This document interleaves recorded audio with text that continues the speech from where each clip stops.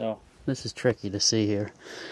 This is a resistance soldering setup, and it's too skilled for me, really. But what I did was put a couple of beads of solder on the piece I'm soldering on here, and then those tweezers are made to heat up. But they, first off, I gotta change the tips here, and they don't close quite far enough.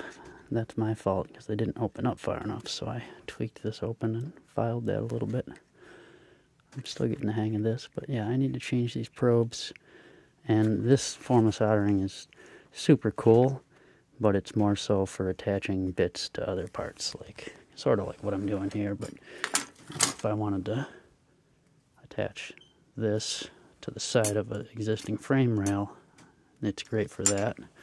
But for other stuff, it's kind of a waste. I wouldn't recommend it for anybody getting into soldering. It was sort of a waste of money for me. I mainly use this shitty little Weller electric soldering deal. And the thing I use most is honestly just a little pocket torch, or some of these little torches. What you want to really get used to is, first off, properly tinning the soldering ends, which is something I also just learned, kind of the ABCs of soldering, but like I said, I'm new to it too. And a way to do that is when they're brand new,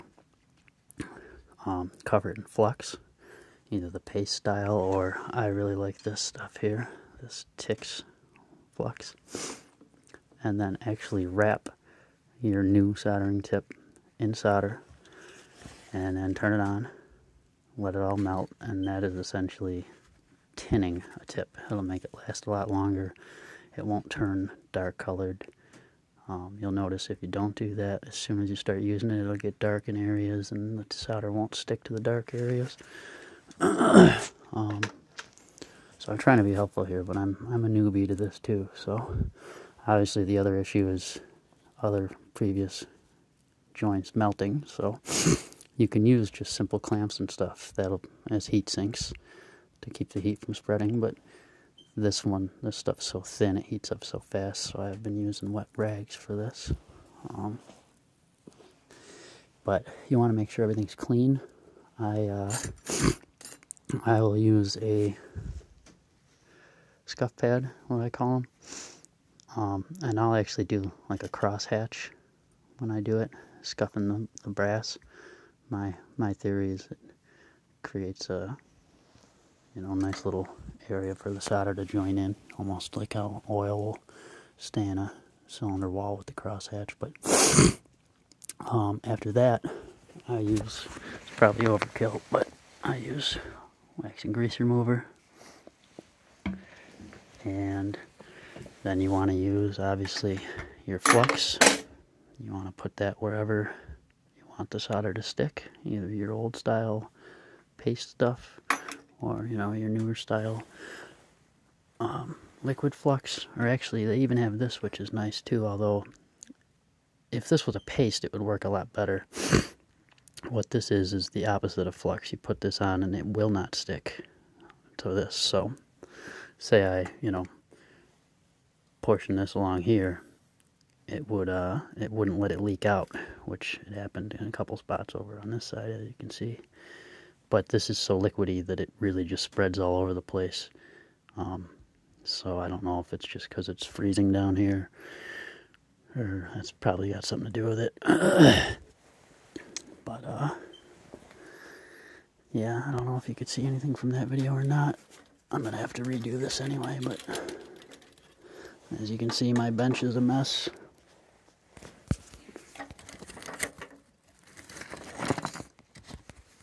But I started with the thin piece, which was way too flimsy.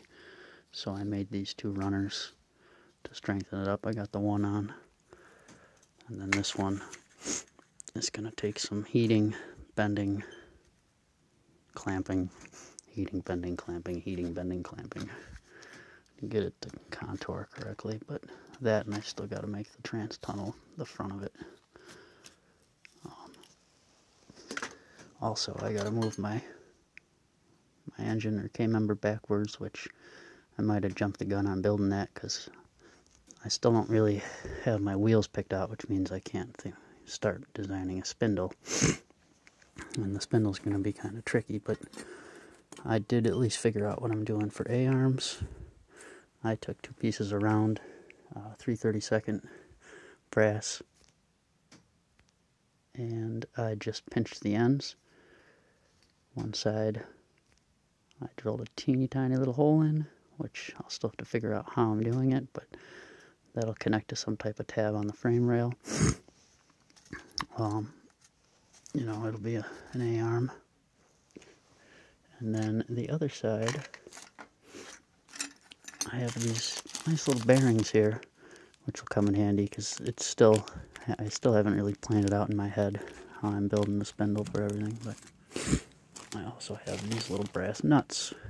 They are M3. I probably should have got M2s, and the solder sticks to them wonderfully. So I'll be using those on the body as well. I'm probably going to put them right where each one of the roll cage supports comes down. We'll probably solder onto that. That way my mounting screws can go up through the frame rail, into the body, into the mounting screw, and right up into the roll cage. So there's a little short video. Hopefully it gets me some video points. As you can see, I really haven't made much progress here. I haven't been feeling very well, so looks like everybody else is doing good though. I like the stuff you're doing. It looks pretty cool, and I love this page. Thank you very much, guys.